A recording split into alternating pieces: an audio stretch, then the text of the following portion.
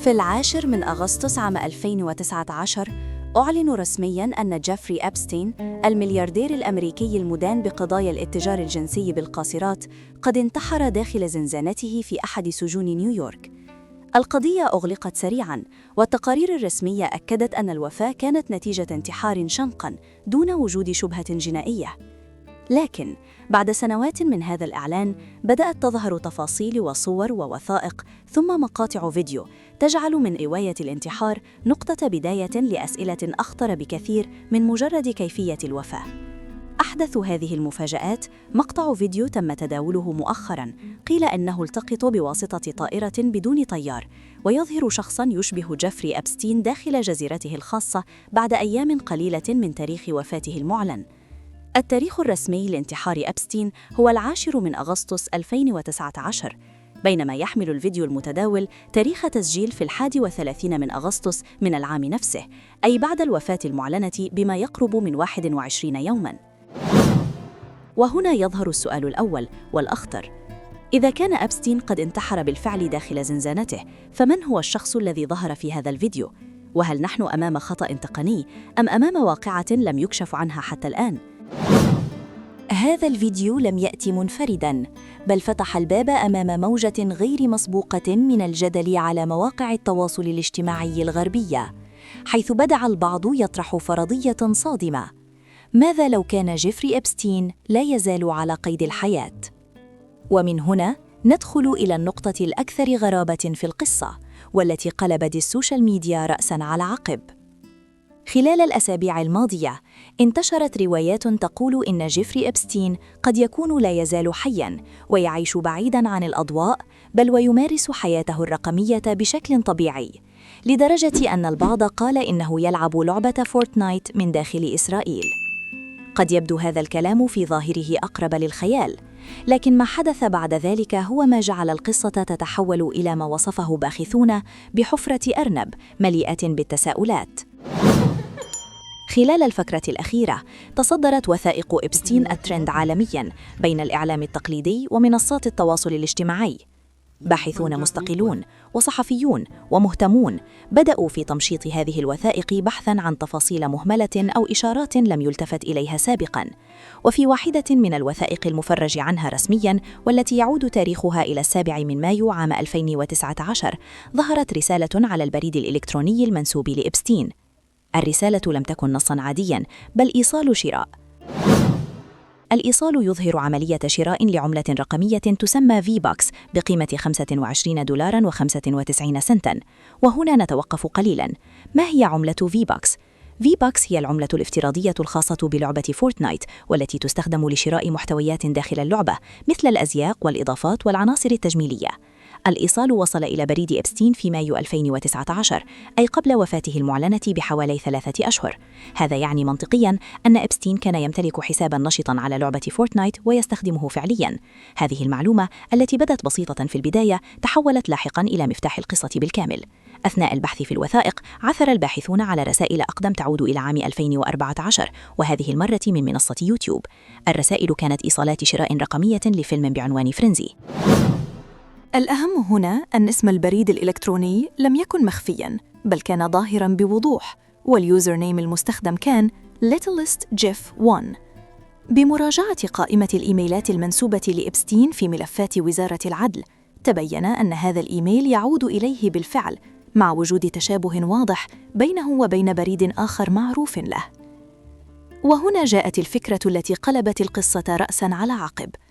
إذا كان إبستين يمتلك حساباً على فورتنايت، فما الذي يمنع من البحث عن هذا الحساب؟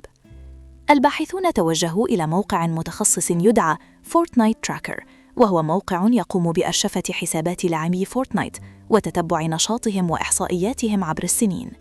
وبالفعل عند البحث عن اليوزر نيم LittlestJeff1 ظهرت المفاجأة.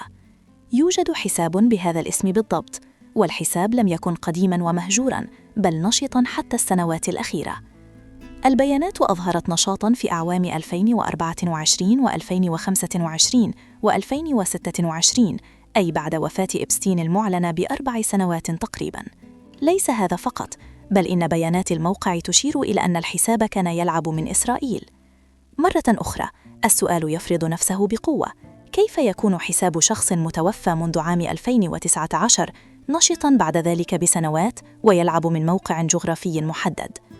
الحساب وصل إلى تصنيف سيلفر 1 في أحد المواسم الحديثة، وهو تصنيف يتطلب لعباً فعلياً ومتكرراً وليس مجرد تسجيل دخول عابر. بمجرد انتشار هذه المعلومات انفجرت مواقع التواصل الاجتماعي. يوتيوبرز كبار ومؤثرون وصحفيون رقميون تناولوا القصة وحققوا بها ملايين المشاهدات. لكن المفاجأة التالية جاءت سريعاً. بمجرد أن تصدر الحساب ترند على منصة إكس، قام صاحب الحساب بجاءً بتحويله من حساب عام إلى حساب خاص، ما منع الوصول إلى الإحصائيات والتفاصيل. هذه الخطوة زادت الشكوك بدل أن تنهيها، ومن هنا بدأت الأسئلة الكبرى: هل تم تزييف موت إبستين؟ هل تم تهريبه بمساعدة جهات استخباراتية؟ هل يمكن أن يعيش شخص بمثل هذا النفوذ متخفياً لسنوات؟ أم أن الحساب ببساطة تم اختراقه أو بيعه بعد وفاته؟ خبراء الألعاب أشاروا إلى أن بيع الحسابات أمر وارد، كما أن استخدام شبكات VPN قد يغير الموقع الجغرافي.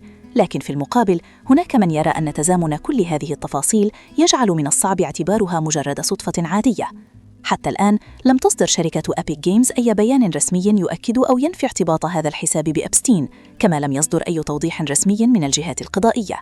وهنا نصل إلى الخلاصة الهادئة: نحن لا نثبت أن جيفري إبستين حي ولا ننكر الرواية الرسمية، لكن ما نعرضه هو سلسلة وقائع وتواريخ وبيانات رقمية تفتح باب تساؤل مشروع. فهل ما يحدث مجرد تشابه أسماء، أم أن قضية إبستين لم تغلق فعلاً كما قيل؟